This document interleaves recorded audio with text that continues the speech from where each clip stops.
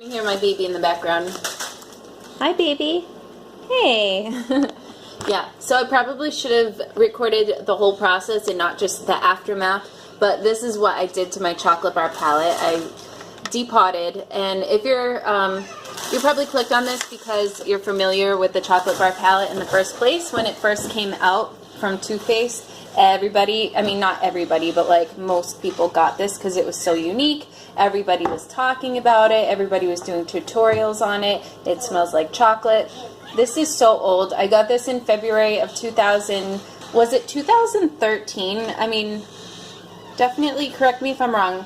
You know what though? I think it was actually 2014. Yeah. So anyways, if you want to learn how to depot makeup and everything, there's a zillion videos on how to depot. You guys are gonna think I'm crazy for doing this because it's a beautiful packaging and everything, so why on earth would I ever want to depot it? So there were certain colors in here that I was absolutely in love with, but I never brought this palette with me on makeup jobs or anything just because it was too bulky, and these are all the shades that I don't use.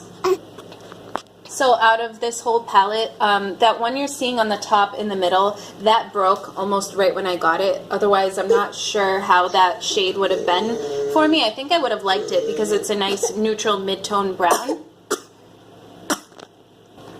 So as I was saying, out of this whole palette, there's really only 6 shades that I really, really love. So I wanted to take them out and put them inside of my Z palette, and I'll show you what that looks like in a minute.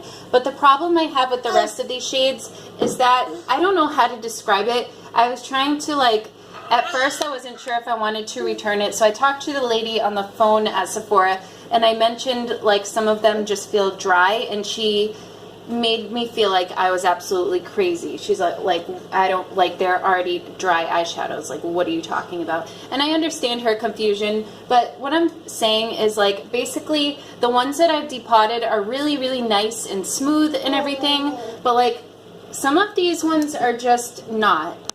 I think chalky is the word I was looking for, especially this purple here. Like, it looks okay right now on my finger, but just, I don't know, in general it's not a color that I would choose. And when I go and put it on my brush along with all of these other shades, like, they just don't have that color payoff, and they're just really chalky feeling. And so I wasn't getting use of the ones that I actually do like that are in here because they were in this palette, and I just didn't feel like taking everything. So let me show you what it looks like in my Z palette.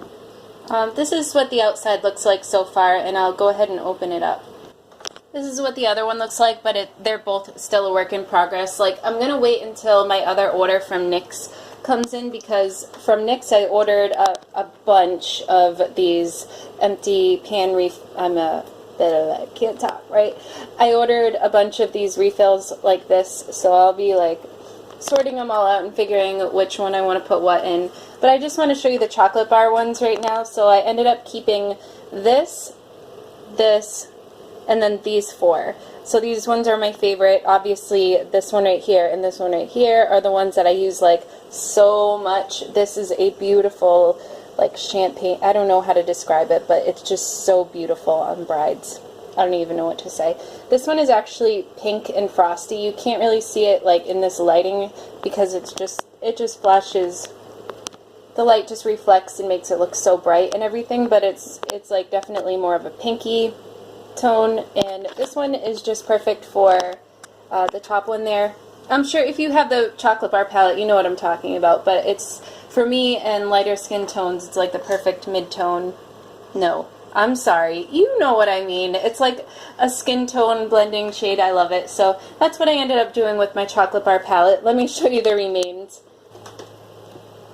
Here it is. And then you saw the other part a minute ago. I know it's really depressing to think about, like, to waste a palette like this, but honestly, I've had it for 2 years, and those other colors, like, I literally didn't even touch some of them because I didn't like them from the moment I got them. And I'm sorry, like, I know some people are gonna think that this is being wasteful or whatever, but I'm being honest with myself. I wasn't I wasn't using them, and I feel like this for me is going to be the best way to make use of the ones that I actually do like. So I don't know. Now what do you guys think about taking apart palettes and stuff? I guess it just depends on on the palette itself. So for example, obviously this is new and everything, but I wouldn't take this apart obviously, because everything, when you open it, the palette is perfect the way it is. Like, all of these colors are totally usable to me, and it was a really well made, very well thought out palette. And then same with like something like this,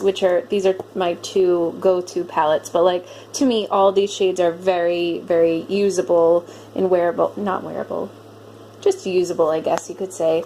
Even this one, I was thinking that I only use a few shades out of this palette, but then when I opened it and I looked inside, I was like, you know what? This needs to stay a palette, because I do, now that I think about it, I do use all of these. The only two I don't really use are these two bright bright shades here, but I'm not taking this apart. I like it the way it is. So yeah, like I said, let me know what you guys think about like taking apart palettes in general, and what you think about what I did. Am I crazy? I don't know. Alright, so that's it, guys. Thank you for watching this little video, and I'll see you next time. Bye.